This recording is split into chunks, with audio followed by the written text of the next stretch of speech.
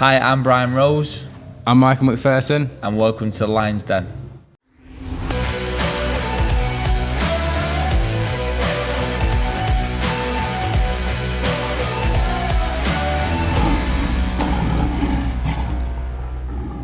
That was like take 7, everyone. I'm not going to lie to you. Sometimes it gets hard in here. That sounded terrible as well. It could be take 8 if we carry on like that. Mate, we've got a good episode coming up this week. But first of all, how are you feeling? We're training about week 3 now, right? Yeah, I'm feeling great. I'm not feeling great. I'm feeling tired and hungry. And as I've told you, I'm very snappy and. It's true. Yeah. Brian warned me a few weeks ago. He was like, "Oh, when I'm in a fight and I'm trying to make weight, you know, I get a bit ratty and I get a bit aggravated and stuff." And I'm like, he's too nice a guy to be like, that's not going to happen. Anyway, he sends me this voice note today. I was disgusted by it. It was like, you know, I thought it was from my missus when she's like really annoyed with me. It was worse than that. Yeah. So we've had our first lovers tiff. Yeah, well, I had to come in and have a word with him. I just told him how it was, and luckily he's back down and he's promised never to do it again. He nearly got the sack. Oh mate, yeah. Bobby said you're doing well though. So you know I don't mind a bit. I'm training hard. You know what? I've took on a running coach. I've got a strength and conditioning. I'm doing things that I did 10 years ago. So I'm looking forward to getting over to Spain and absolutely demolishing Sergio Martinez. I like it. You know what I'm liking about this? As the weeks are going on, it's getting more and more. You know, like the talk's getting bigger, more confident. Yeah, that's what happens. It started off, it was a bit like, oh, he's a great guy, Sergio Martinez. Yeah, he's better looking than me. He's fantastic. He's better than me. I love Sergio Martinez. Then it's like, I'm going over there to win. Don't worry. Now it's like, I'm going over there. I'm demolishing him. Yeah, that's what I believe. That's what I want to hear. Because 3 weeks ago, I was looking down. I was like, still got a belly. How am I going to go over there? And now it's getting a little bit flat. I'm losing a bit of weight. I do that every day, mate. You know, it doesn't stop me. I look down and go, what's happening? But yeah. No, I like the sort of the face-off you had in the virtual face-off, and people can find that on Brian's socials to watch it, because it was literally like the picture you sent me through the screenshot. It was like sort of 2 Tinder profiles, and it was like, he's definitely getting more like swipes than you. But he admitted to having Botox. He spoke Spanish and then said Botox, and I was like, he's had Botox, so he's cheating. I heard what he said was Brian needs to get Botox.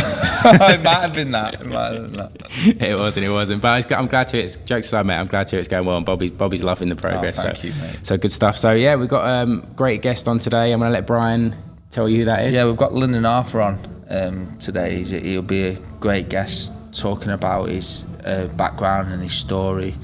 I'm really looking forward to it. Yeah, it'd be good, because we had Sonny Edwards on last week, and I didn't realise they were like a proper little double act, like the Ant and Deck 2 Ronnies. Yeah, they're the best pals, aren't they? Best pals. Yeah, no, they're good lads.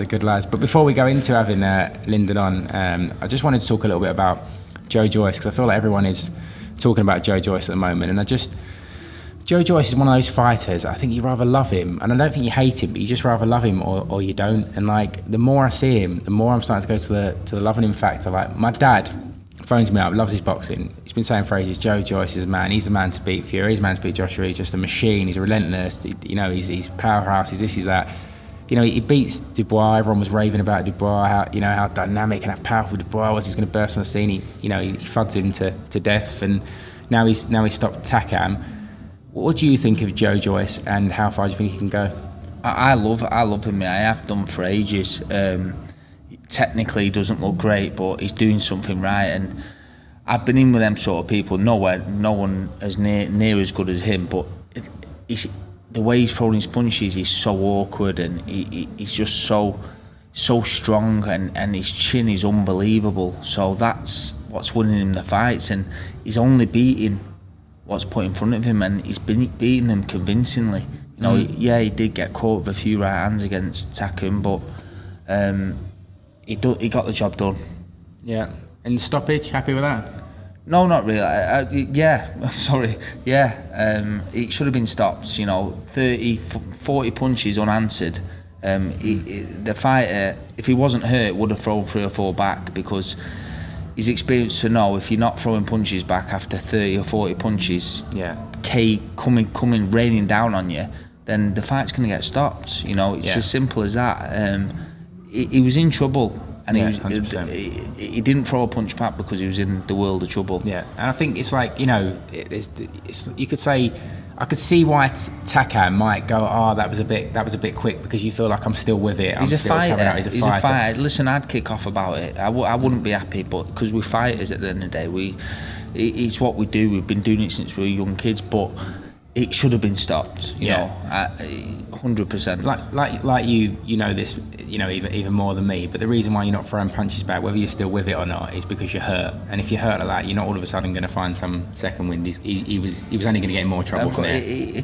Takham had hit him with probably 15, 20 solid right hands and not affected him. So the fight was going on. He was going to get tired. So yeah, the power still would have been there, but not like it would have been in the first few rounds. So if he's taking them digs 6 rounds in, then what's going to be like towards the end of the fight? You know, live to fight another day, I say, and that's what he's going to do. You know, he'll probably get another big fight. I think he's earned that. I mean, I think he's a great refereeing. It was a good stoppage, and you know what? I think Joe Joyce has gone even further in kind of proving that maybe he is the man to go on and fight for world titles. But if you look at you know, who's being linked with now, they're saying that obviously because of the way the division is and the way it's tied up, Wilder, Fury, Joshua are all tied up to fight, so he's going to have to look elsewhere. And they're talking about White, Chisora or Ortiz. Who would be the one out of those 3 that you would want to see him fight?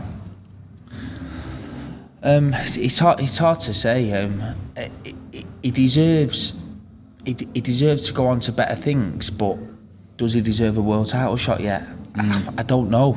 I think he will win a world title, but it's very hard. It'll be very hard to match up now. One thing for sure. I tell you what, I wouldn't like to be his manager or promoter, because he's very hard to match up, because I think anyone he fights next, if it's not for a world title, is a step back. Yeah. So and I don't think the next fight will be for a world title. So I can't really answer who he'll fight next, but for me, if it's not for a world title, then it's a step backwards. Yeah, because, I agree. I got a funny feeling it'll be Chisora, just because he's the man who seems to always want to step up and give somebody a test.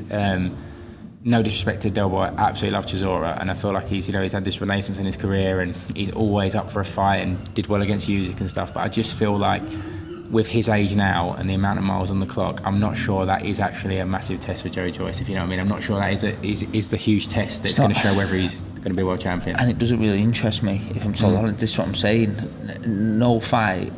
I really like Joe Joyce, so for me, I don't think he deserves a world title yet, but he does in a way. Like, I can't explain it, because anyone that he fights next, he's a step backwards, like I say. So that fight doesn't interest me.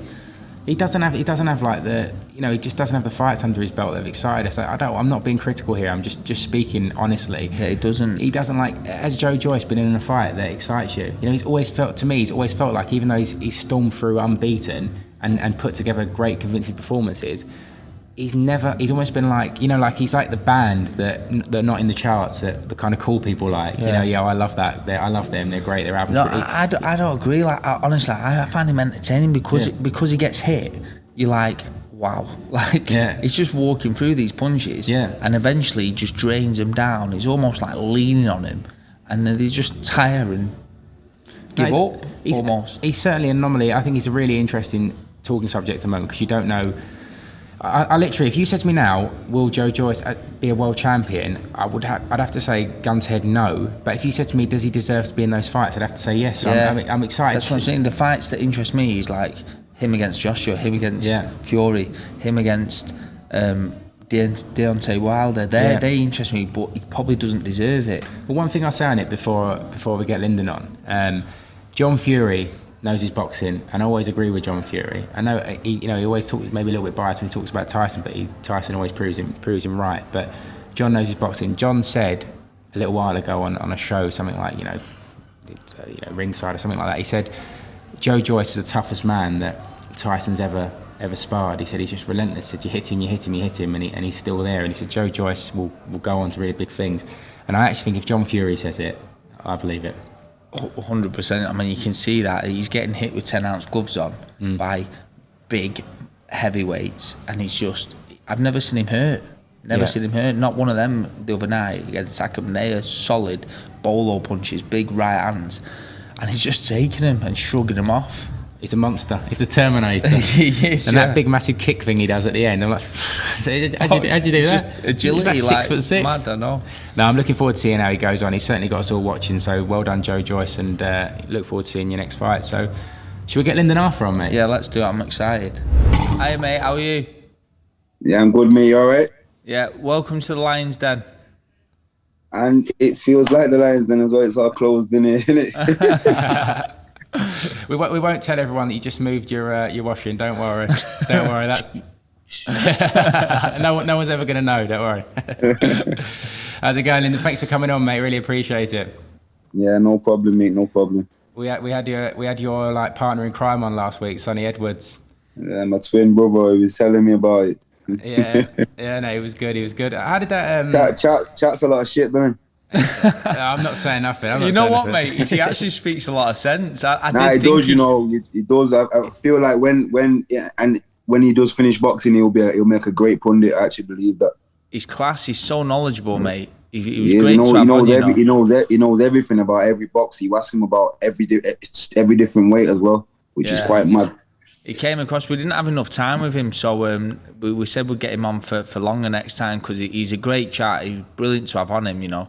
So you've got a lot to live up to. Yeah. Okay. What, I mean, competition with Sonny, yeah. Yeah. You love that. How did that friendship come about? Because I was watching this thing the other day about you were saying who's best at what, and you're like the new Ant and Dec, except like you're too tall to be an Ant and Dec, but he could be in there. I mean, how did that friendship come about? It's come from well, you know what? It's funny enough, yeah, because I'm friends with Bugsy, and he was a big fan of Bugsy at the time. He kind of finessed me to get to a Bugsy show.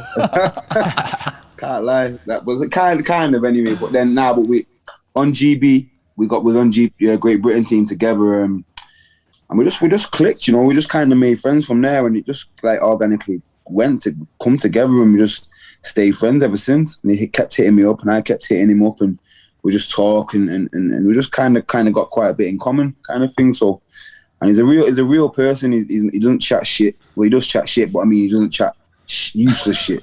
Yeah. He chats a lot of shit that you will listen to, and you know, he's good to have around. He's good to have in my corner as a friend and as an advisor, and he just knows a lot about what he's talking about, and it's not around real person, I believe. So. Yeah, no, it's a good stuff. As I said, the little dynamic you've got is brilliant. There's definitely a TV show in that somewhere. Yeah, that's what I liked about him. He's real. The stuff he puts on social media, he means what he says. He's not scared of anyone not agreeing with him. Him on Twitter is a dangerous thing. Yeah, he's got time for every single troll that attacks him, whether it's a fake page or not. I'm scared of retweeting his stuff because he'll get me in trouble. Yeah, exactly. When he's going at it now with Curtis. What else? I've seen it. Yeah, I saw that. I mean, I've got to be honest. I think 90% of what he says, I don't agree with. But he says it so convincingly. He's kind of convincing me now. I'm like, 1 minute, maybe he's right. Well, you just believe what he says because he just comes with like so many lines and like facts about it, kind of thing that you think, he must be telling the truth. Yeah. So it's a bit, you know, it's a dangerous game to play with him. Enough of Sonny Edwards now. He's had his moment. This is not about Sonny Edwards. This is Lyndon Arthur's moment in the sun. All right. Yeah, fuck Sonny. Sonny's shit anyway. Don't even know how he's a world champion. Don't even like him. So we were talking just before actually we come on air, and we were talking about every fighter has kind of there's a big history beforehand, but they have the kind of fight that brings them to the forefront and maybe makes them the pay-per-view fans aware. And I think for you, would it be fair to say that was the yard fight where everyone sort of stood up after and went, 1 minute, this lad's really serious and he's in the forefront now? Yeah, probably. I mean, you know, he is what that fight is what brought my name to light to a lot more people and to the boxing world a lot more. And you know, it would have been nice if we got it bit more in the future, so we was making millions off each other. but you know, I'll settle for what I'm doing. I'm settled for what I'm doing now. But no, I guess he's what you call a good dance partner for me right now. Yeah, at the level that I'm at, you know, the step before the step kind of thing. So it is what kind of put my name in light in this game. Yeah, well, because of that, I wanted to actually go back a bit before it and start at the beginning. You mentioned GB, and I know you had two silver medals with them, and decent amateur career and stuff. How did you get into boxing? Was it your sport at a young age? Was it always what you wanted to do? Or when did you pick it up? I only kind of realised in the last few years that I was probably always going to box, being that when I was younger, I was just always around it, like through Pat and through my brother. My brother had me in the gym at a young age, like once or twice. Not so much, but like just always in and around the sport kind of thing. I remember my youngest memory of watching a fight was watching Tyson against, it might have been Lennox Lewis or Holyfield, one of them. And I remember watching that at Pat. So when I think back, I was probably always going to go this way. Growing up, I never knew that I wanted to box. How I got into it was through Pat. I must have had a bit of trouble with my mum.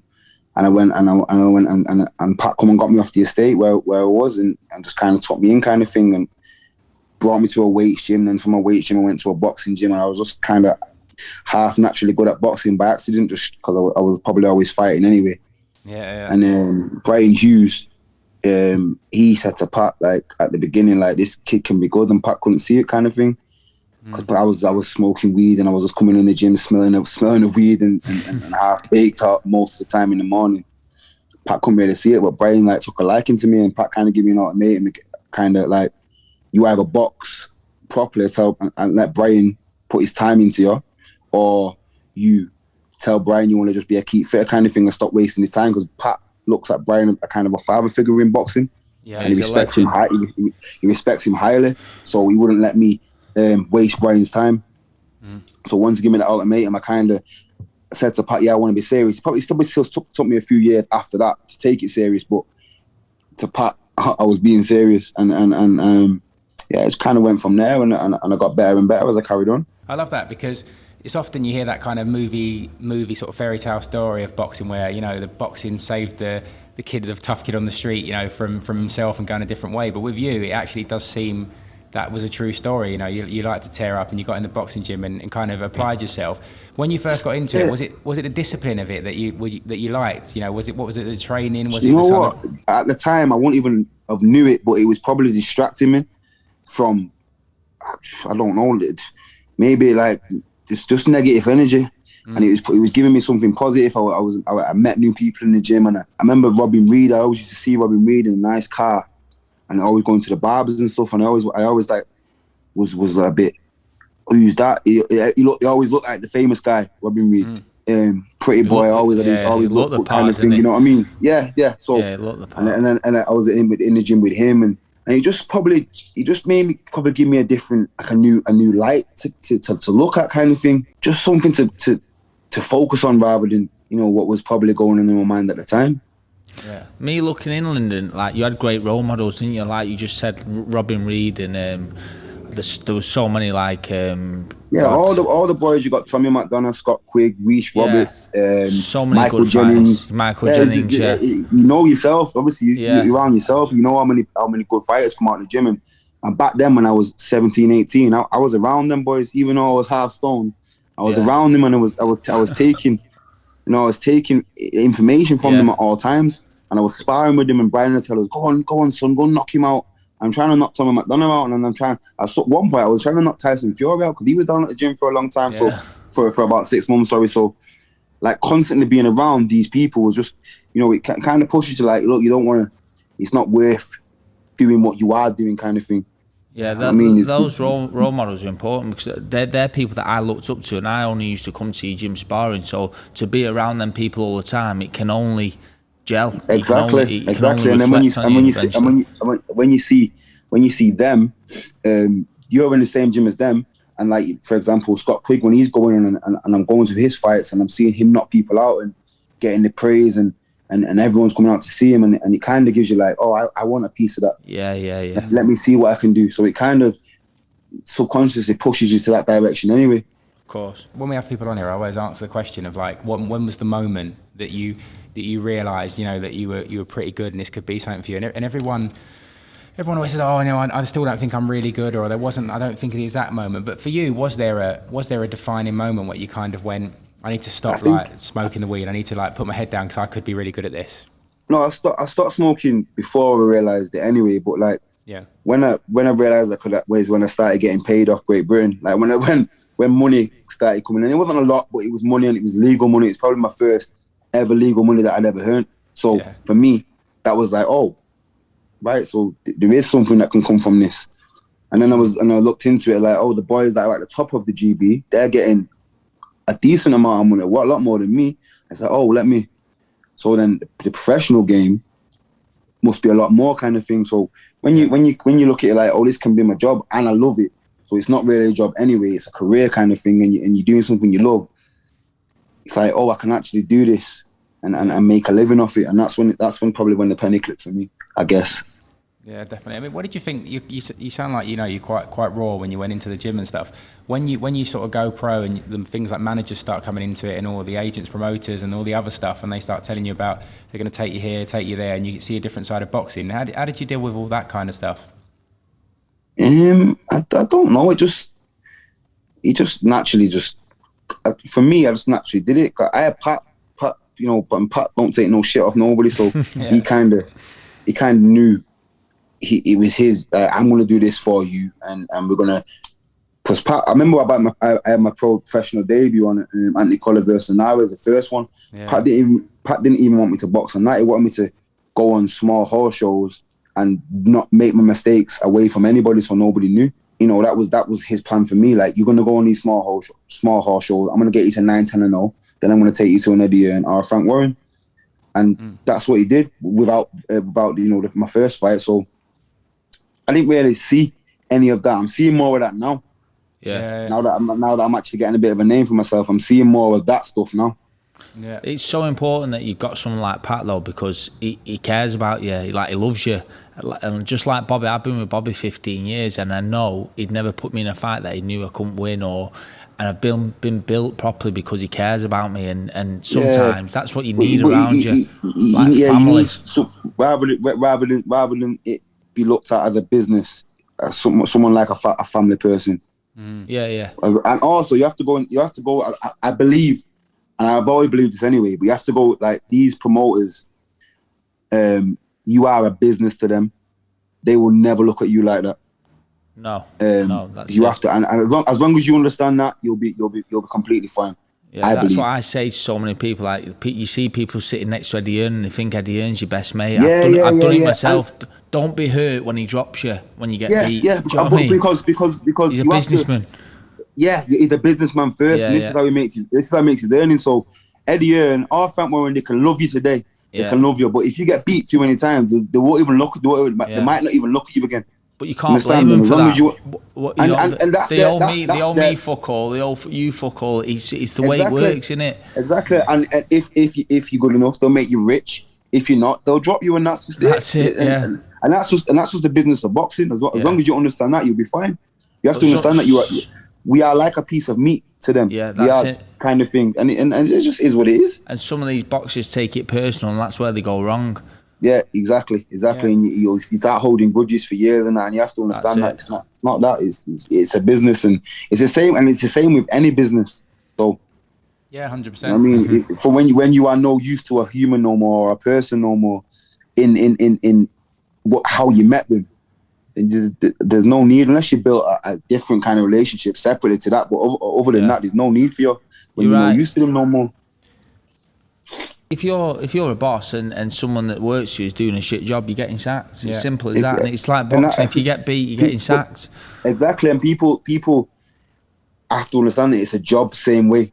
Yeah. Same way it's a 9 to 5. Same way it's a 12 on 12 off shift. Doctors, whatever. If you're not doing a good job, you get sacked. That's it. Boxing's exactly the same, and you have to understand that. Yeah.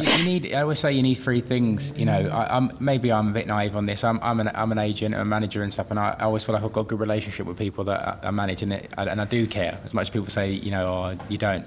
But you need three things. When you're fighting at your prime, you need to go and do your job in the ring. Then you need your promoter to get you there, get you the biggest fights, biggest money. You then do your job, and you need a manager to make sure you're taking care of everything you get. And that's having a solid team. And that's what a lot of fighters don't have that as well. Yeah. Lyndon, I've only known him about a year, and he's made me a right few quid, Oh Oh, really? Yeah, Right, mate. well, listen. It's nice to meet you. So if you ever want to link up, 100%. Lyndon. That's what's Listen, next for us. That's what's next we're for us. both in Manchester. I'll get you over to the posh part, right? I'll show you a new life. same with Yeah? Disbury. I need to see Disbury. I'm not seeing Listen, it. I can see what's going on here. You're going to replace me in this seat, aren't you? Have you got a pair of headphones that would fit Lyndon? I'm just checking, just in case. Get them there. So we'll jump back into talking about your career. I mean, am I right in saying that before you won your first title, which was you went 12 rounds, you'd only fought 5 rounds was the most you'd ever fought in a fight in your professional ranks? You'd knocked most people out. There were 6 and 8 rounders. I think I might have done 6 once, yeah. Maybe once or twice. Yeah, maybe. So that's a big change, right? To go 12 rounds. How did that feel? Do you know what? You kind of, and Brian will know this, you kind of just do it. Like, you kind of just do it. Like, I think if you're doing an 8 rounder, you'll get tired after 8 rounds. If you're doing a 12 rounder, you get tired after 12 rounds. Your body knows. And as long as you're in the gym and you've done it in the gym, you will do it in a fight. And you don't even realize you go from 1 round to next minute it's 5, then the next minute you're in the 12th round and you're kind of fresh kind of thing. And you I can do this. It's the last round, and you get a bit or you get a second win, like in the 9th and 10th round or 7th, 8th, like second half of the fight. And it's because when you're fighting 3-round fights as an amateur, you think, fucking hell, am I ever going to get fit for a 12-round fight when I'm getting tired after 3? But when you're in it, it's so mad, you just do it. It just comes like second nature to you. And it's by the time you finish the 12 rounds, like, it's done. I got through it. Kind of I thing. do it in stages, I don't think no fighter will ever not be worried about not doing a 12-round fight first. Yeah, I do it in stages. So I get to like 6 and I think, right, I've done 6 rounds and I'm halfway there. Then I think, shit, I'm going to do the other 6. But I've done so many 12 rounds. Then I get to about 9. I think, right, I can see the light now. I've smashed it. Just go. And that's why I come on strong the later rounds, because I'm no worries then. I've done it. Yeah. Of course, that's that. And I was the same. I think in my first 12 round, I think I might have took a round off in about 7th, 8th, and then I finished like 9th and 11. I finished on 12. I finished pretty like fit and sharp and like on my toes kind of thing. So am I right by thinking you do loads of sparring there? You do loads of sparring there, don't you? Yeah, we do spar. Yeah, so that'll have helped, won't it? Because doing them 12 rounds. You know what? I'm always shit in sparring. Like I probably have 1-2 good spars at camp, and that's it. The rest of the time, I'm on my back floor getting beat up. I know. I get smashed up in sparring. Yeah, and I come to the fight and I'm completely fine. But you know, the sparring 1,000,000% helps. I feel like you have to spar. You have to get your time in. You have to know that you can do the rounds. I don't believe you can go into a 12-round fight without doing a 12-round spar, or at least a 10. Yeah. You have to know. You have to know that you can dig deep when the time to dig deep will come, because it will come in a fight or in this game. Yeah. Can I just say as well, you know when you fought Anthony Hardy, I think your game plan was unbelievable, and how you stuck to that, because that's what I do. I stick behind the jab and don't take any risks. And I think what you did, because you could have took risks and you could have been smacking him with that right hand, couldn't you? But and a lot of people will say, "Oh, it was just," but then like it's like I've had it my whole career, mate. But it's like what am I supposed to do? Am I supposed to stand in the center of the ring, mid to close range, and let this man work and knock me out? Is that what I'm supposed to do? And then just would to entertain people. Would I been the warrior then? But I got knocked out. It's not how boxing works. It's not. It's a business, mate, and listen, you can entertain in a couple more fights, get them belts, get them rounds under the belt, get that win that was so important. It's about getting in and getting out of this sport, and I don't even want to talk about this, man, like too much, because it is what it is. But Mayweather is just factual. He's like, I want to get in this sport and get out of it with all my faculties, and I can go home to my family and to people who care about me with all my faculties, right? My brain, I'm still speaking normal. Yeah. There's a lot of fighters that can't do that. Yeah. Because they went on too long, or they didn't come out without brain damage or something wrong. You know what I mean? It's a scary sport. It's a scary sport. We're in this. Boxers die in this sport, so it's not a game. No. The funny thing is, you talk there about standing there and doing the warrior and taking the shots and being the kind of valiant loser. It's almost what Anthony did against Kovalev. You know, he went in there and he thought, I'll stand a bit naive and thought, I'll stand up there and I'll throw punches and have a turn. Yes, he did really rattle him, but ultimately he got beat. And, you know, it looked like you almost learnt from his mistakes in the fight. As Brian said, it was just an excellent game plan. Look, it's great for us to sit and watch behind from a screen or from the crowd a good toe-to-toe war, it's fantastic. I love it.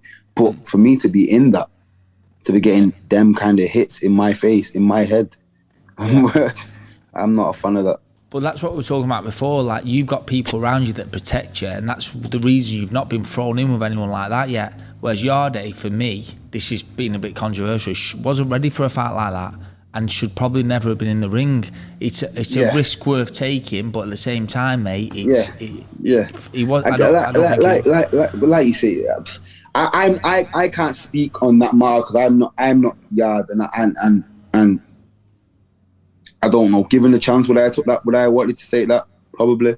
Did he probably did think he was going to win? Yeah. And it probably was a lot of money he got given. I heard it with $1 million or over $1 million or whatever it was.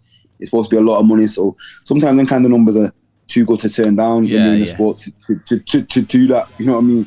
So I can't judge him on that, and I can only respect his will to win and to take risks. If you fight him the second time, do you think you'll do a better job the second time? I think I'll beat him. I don't care how I do it. I think I'll beat him. And that's just it. Is that where you want to go? Because I was going to answer you on that fight. We touched on it at the start, you know, the kind of like the Hay to Bellew kind of thing where, you know, they've had this career beforehand, but then it kind of brings him right to the forefront. You know, is that what you want again, that fight, or have you now taken that stepping stone and went, you know what, I want bigger things. I don't want the rematch. I want to just move on to move away from that now. I'll beat him and that's it. See, Pat don't think I need the rematch. A lot of people don't think I need the rematch. Reason being, because I went in the fight as a champion. I signed the contract a bit ago. I shouldn't have signed it. I signed it without anybody there. I just signed it quickly at the press conference up to the first fight. Yeah. And I didn't really read it over, so I didn't know what I was getting myself into because because I didn't really have me and Pat went down and we just said, right, let's get this contract for the fight signed. Crazy, and the fight, it's crazy when you think about that. The fight tied me into a rematch with him somewhere, and I didn't really read over it. Normally I do. Normally I'm smart like that. I read every contract I sign. I read, whether it's boxing, whether it's anything. I read over it. Whether it's something daft, I read over it. And this one I just didn't. And it just kind of tied me in to a rematch with him. And I'm not asked. I'm not bothered. I'm a fighter. I believe I'll beat him, so I'll fight him again, and I'll get paid for it. Pat don't believe I should because we got told. If you go back to the first press conference, that fight, Frank Warren said at the conference, this fight is a final eliminator for the WBO. He said that in the press conference. You can go back and watch it. Yeah. Then the fight I had later with him, I beat him now, and let's rematch Yard. It is what it is. Yeah. Whatever. I'm not. Pat's more asked than I am, because not because he thinks I'm going to get beat, but because principle. Why? If would I got a rematch if I beat Yard? No. Yeah. Would Yard have went on to fight for a world title? Yes. Why am I not getting the same treatment? That was all. That was the only issue with I guess with Pat. Me, I'm not bothered. Like I said, I'm a fighter, so I'll fight him again, and I beat him and I go on. And that's just how fighters are, I guess. Yeah, no, I like that. You know, if the rematch is going to happen, you beat him again. I like that attitude. And because if you looked at your next fight from there, Farachi won, and I loved the whole England 1-0 thing. I wish that could have stayed that way in the actual final. I mean, they let you down if anything. But I loved all that. But that looked like a pretty simple defence. That you talked about before, not standing and taking shots. In that fight, it looked like you were really comfortable taking a few shots because you knew you were gonna get. Yeah, there. Do you know what that fight was? It was very subpar. It wasn't my best performance. But when you're in the ring with someone you don't feel threatened from at all. Like after the first round, I just thought, this guy can't hurt me. Yeah. And you just kind of drop to levels, and it's horrible because you don't want to, but then you do, and then when you're coaching the corner, like fucking switch on, and then you try, but you've already dropped the level now. So then you're trying to chase something that it's hard to do.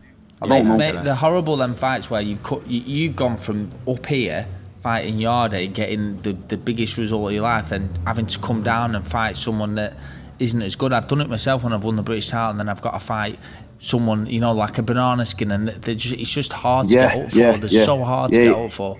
Yeah, and then by the time you're in there and you think, shit, I need to get up for this. Yeah, it's too late. You've already got yourself in the rut of even you can see in the fight the way I'm just defending, just like I'm just walking him down and touching it. It's like I'm sparring session. Yeah. But I got the job done. That's it. And that's all that matters. So what's next now? I mean, you're keeping yourself fit at the moment. You say about the rematch, but what do you actually want to do? Where do you want to go from here? What are the fights that excite you, and where do you see your ultimate goal? You know, where do you want to take your career to? Obviously, I want to be a world champion. That's been the goal since I started boxing. That's been the goal since I turned pro. That's the only reason I'm in boxing. If I didn't think I could, I wouldn't. But go next is yard, and that's just it. Yeah. You don't look in front of that. You just think that's next up. You don't think, I'll get that. I can't afford to look. I can't afford to look in front of yard. He's a dangerous opponent. I could get knocked out. Yeah. Yeah. And when can we expect to see that? Is that any? That's is there 9th of October. That is. Yeah. Is that been announced? That's not been announced yet, is it? It's been announced. If Yard gets through his next fight, which he will, because he don't fight nobody. Yeah. Then me and him fight. Are you going to get in trouble for telling us that? Nah, it's been put out. Yeah, I did see something, to be honest. I did see something. Oh, look at him. I did see something. Now he saw something. Look. I thought we got some out here that we couldn't have there. We're looking for exclusive there. Lyndon, no one can't tell me not to say nothing. I'll say it anyway. You could have played along with us, Lyndon. You could have went, yeah, you're the first people to hear this. You know what? Shit, yeah. I told you that. So tell me, we're going to ask you a couple of questions in a minute about what we've been talking about. But tell me, what's a normal day in the life of Lyndon Arthur, and what would you have been if you wasn't a boxer? If I wasn't a boxer, I have no idea. I don't know how good it would have been, or how bad it would have been. Hopefully, it would have been something good, but I don't know. I have no idea what I do for fun. I like to socialise with my friends and chill and just. We'll go go-karting, we'll go out for food, or we'll just I don't know, do what normal people do.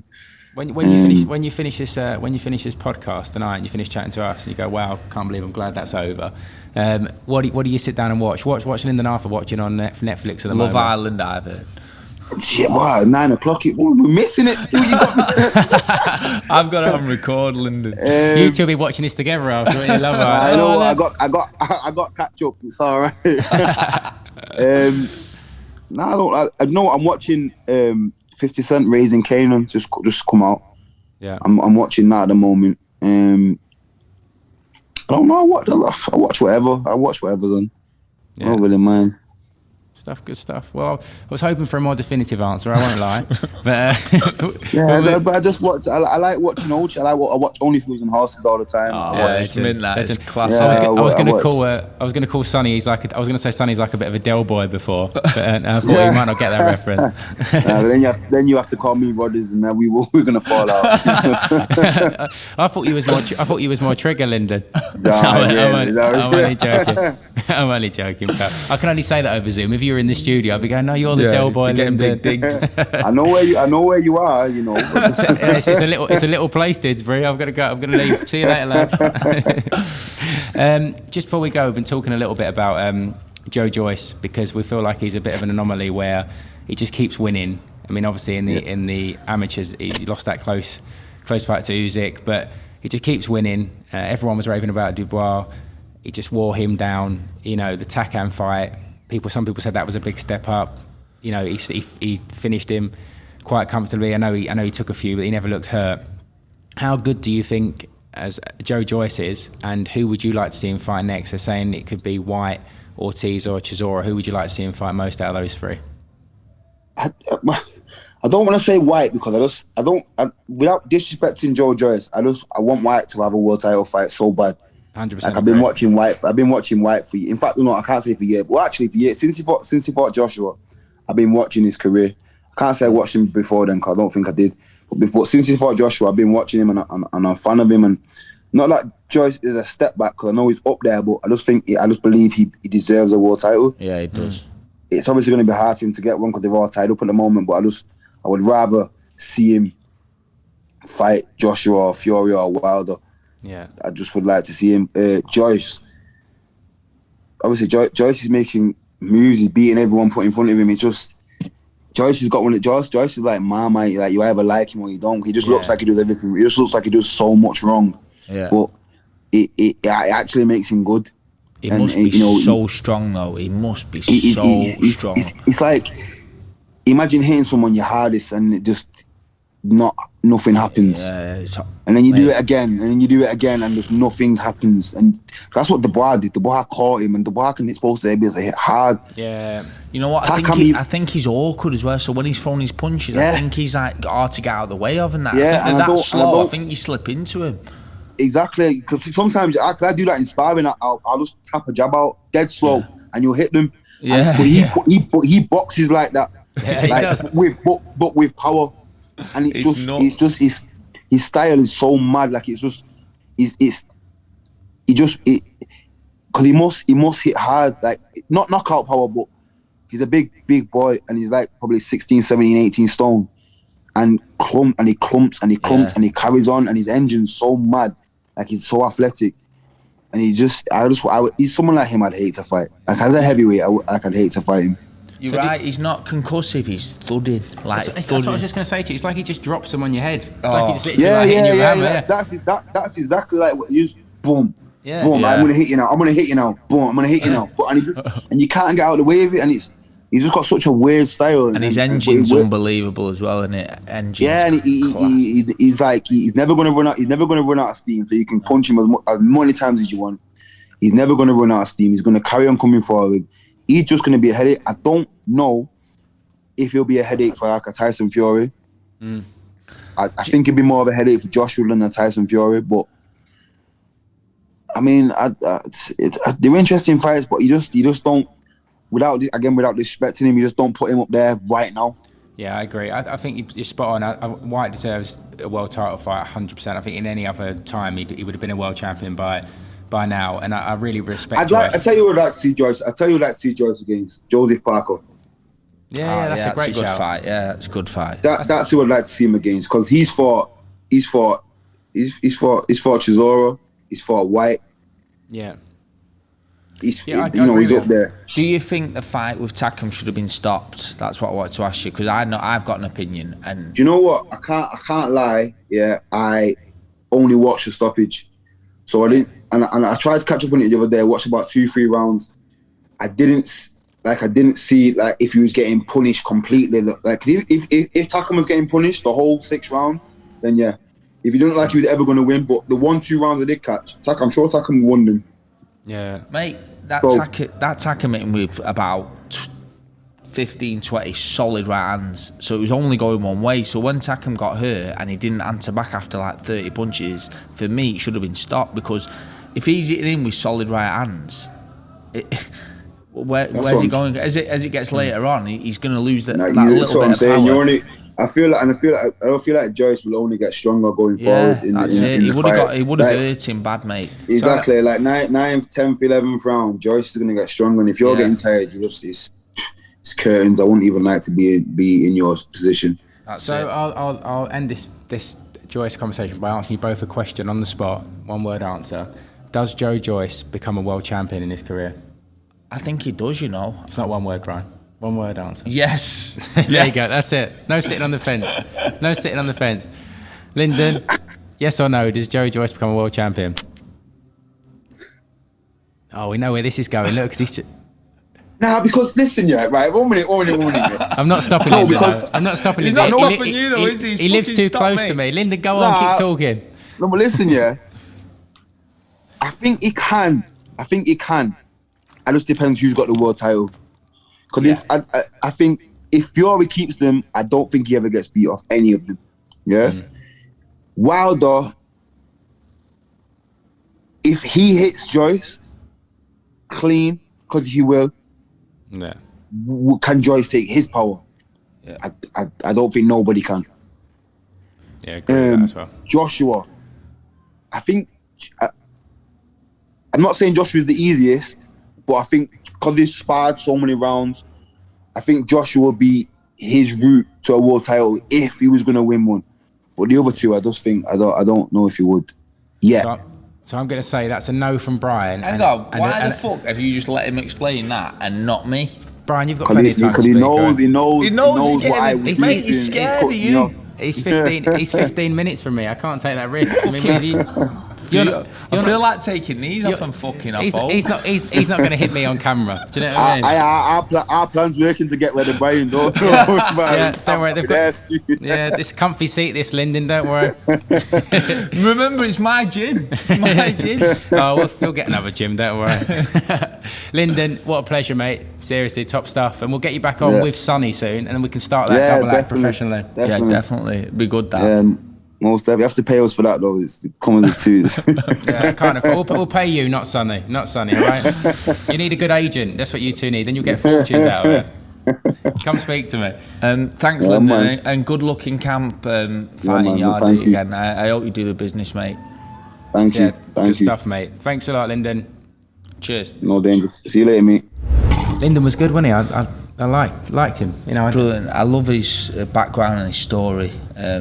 I always love the old like Rocky stories. He's come from nothing to making it. Yeah, he's got that thing about him. Because like I said, it's almost like everyone loves that kind of boxing, you know, fairy tale kind of hard kid, get him in the boxing gym story. But he feels like he's got a bit of that's authentic for him. Yeah, 100%. I mean, I've spent a lot of time at that gym sparring. I remember I had to go there on my own when Bobby went to Thailand, and it's a rough gym. You know, like you've got to be hard to survive. Yeah. And I can see that he feels that way. I mean, like you were saying about in Manchester meeting up and stuff like that. I'm not going to where he's of it. I'm being honest. He can come to me on that one. I wouldn't survive. I'd like to, Lyndon, but I just I'd stick out like sore thumb. You've given him a bit of shit, so I think he's looking for you already. I know. It's a small place. I shouldn't have said, should I? Shouldn't have said. No, he's a good lad. I love the opportunity to do a bit of work for him. I can't believe he signed a contract without looking at the rematch clause. Oh, it's mad. That's what I mean. That's next for us. That's next. That's it. We're announcing it here now. The Lions Den management, right? Yeah, we're going global. Me and Brian taking on the world. 100%. No, it was great. I enjoyed it. We'll definitely get him back in. But we've got some. Do you know what? I've got to say, recently, a lot of people sort of coming over to us, and I know there's a few people speaking to you and messaging and stuff saying they've heard the podcast and they're really enjoying it. So thank you for that. And we actually, our ninth guest, we got him on as our ninth guest on the next episode because he messaged Brian and said he's really liking the podcast, was David Price. Yeah, it's a good boost, isn't it, when someone like that is saying, yeah, I've watched your podcast, it looks really good, mate. And he thought I was trying to get him on because I was running out of guests. So I was like, it's not that. I just didn't give him enough time. But he's on next week, which will be amazing. Be great. When you sent me through the voice note, I thought it was you doing an impression of Tony Bellier. It was like, oh no, it's David Price. He's brilliant. No, it's great stuff. So David is going to be our guest next week. Really looking forward to that. And we thought in aid of that, we'd do a bit of a competition. In fact, I can't. We've got another Scouts on. That's another one. Is that 4 or 5 Scouts? We'll have the Liverpool Tourist Board on to us, trying to sponsor us. In fact, if you are listening, Liverpool Tourist Board, whoever you are, come forward. We need some money. They're taking over. So yeah, we're gonna do this competition, and basically we want to make you a co-host on the Lions Den. I think what's happening is Brian just needs backup in case I get Lyndon in. He needs someone on his side as well, so we could end up being like the 4 of us together. But the competition prize was my idea as well, by the way. It was actually. It's about time you come up with a good idea. It was. I was impressed. But with it's that, probably the only idea I've come up with. So I'm claiming that. I'm claiming it. It was really good. So basically, Brian's idea. Yeah, I'll say it again just so easy. Brian's idea. We want to get you on to be one of our co-hosts to interview David Price. So what we need you to do, I'm going to make sure I get this right, I'm going to take some deep breaths. We're going to post this on our Instagram story. We want you to go on and comment with the question that you'd like to ask David, screenshot it, put it on your story, and then tag 2 boxing fans. And us, along with David Price, are going to pick out the question, and the best question is going to come on next week with us and be our co-host. And we'll put a post on to explain this properly, because I felt like I didn't explain that properly. I felt like I'd done a really... No, you did. I just wanted to say... I was going to say, like, you really building up to that. You did a great job, but we will put a post on explaining it properly. Okay. So just to clarify, we will put a post on basically saying exactly what I just said. Yeah, it will be exactly what you just said. No, so we'll explain it more, but we want to get you on. We want to get you on and come on and be our co-host, and we'll be friendly. We'll be friendly. You know, Brian, on the contrary to what he acts like with me, he is a nice guy. It's because I'm hungry. I'm tired. I told you. So guys, thanks for listening. look out for that post, get your questions in, come on the show with us, and as always, thanks for your support. Yeah, thanks guys.